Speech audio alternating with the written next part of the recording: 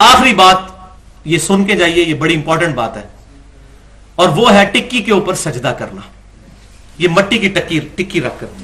تو اس میں بھی بھائیو جذباتی ہونے کی ضرورت نہیں ہے، یہ بات بالکل حقیقت ہے کہ اہل سنت کے آپ محدثین کی کتابیں اٹھائیں، امام ترمذی نے پورا باب باندھا ہے چٹائی پر نماز پڑھنے کا جواز۔ اس سے ہی آپ ذرا اندازہ لگا لیں، چٹائی پہ نماز پڑھنے کا جواز کا مطلب ہے یہ جائز ہے، جیسے ننگے سر نماز پڑھنا جائز ہے، لیکن سر ڈھانپ کے پڑھنا افضل ہے۔ نبی صلی اللہ علیہ وسلم کا عمل نہیں تھا کہ آپ چٹائیوں یا قالینوں پر نماز پڑھتے تھے، حالانکہ اس وقت پاسبلٹی موجود تھی۔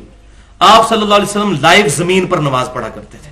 بخاری اور مسلم کی متفق علیہ حدیث ہے، آپ کو پتہ ہے وہ شب قدر والی، کہ آپ صلی اللہ علیہ وسلم نے فجر کی نماز کا سلام پھیرا تو اس رات بارش ہوئی تھی، تو صحابہ نے نبی صلی اللہ علیہ وسلم کے ماتھے پر کیچڑ کے نشان بھی دیکھے۔ تو آپ صلی اللہ علیہ وسلم لائیو زمین پر نماز پڑھا کرتے تھے، اور اس سنت پر اس وقت صرف اہل تشیع عمل کر رہے ہیں، یا عرب میں عمل کیا جاتا ہے۔ الحمدللہ مجھے خوشی ہے، خانہ کعبہ شریف میں بہت سخت سردی ہو تو الگ بات، ورنہ لوگ ماربل پہ ڈائریکٹ نماز پڑھتے ہیں، اور وہ ماربل زمین کا حصہ ہی ہے، ماربل زمین میں سے نکلتا پتھر ہے۔ تو اہل تشیع کے ہاں یہ ہے کہ جو چیز ہم کھاتے ہیں یا پہنتے ہیں اس پر سجدہ نہیں ہوتا۔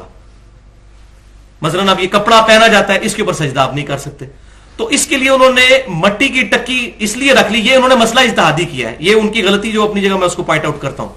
انہوں نے کہا چونکہ مٹی پر سجدہ ہونا چاہیے سنت ہے، یہ بات تو انہوں نے اچھی لی کہ سجدہ مٹی پر ہونا چاہیے، سنت یہی ہے۔ چٹائی پر بھی جائز ہے، لیکن افضل یہی ہے کہ مٹی پر سجدہ۔ یہ وہ کربلا کی مٹی نہیں رکھی ہوتی انہوں نے، وہ ان کے نزدیک وہ مٹی نہ ملے پھر وہ پتا جو ہے وہ سامنے رکھ لیتے ہیں، وہ بھی نہ ہو تو بعض کا اپنے ہاتھ پہ یوں سجدہ کر لیتے ہیں۔ تو یہ تمام کی تمام چیزیں افضلیت کے طور پر کرتے ہیں، لیکن اور وہ نیچرل چیز ہے اس کے اوپر وہ سجدے کے قائل ہے۔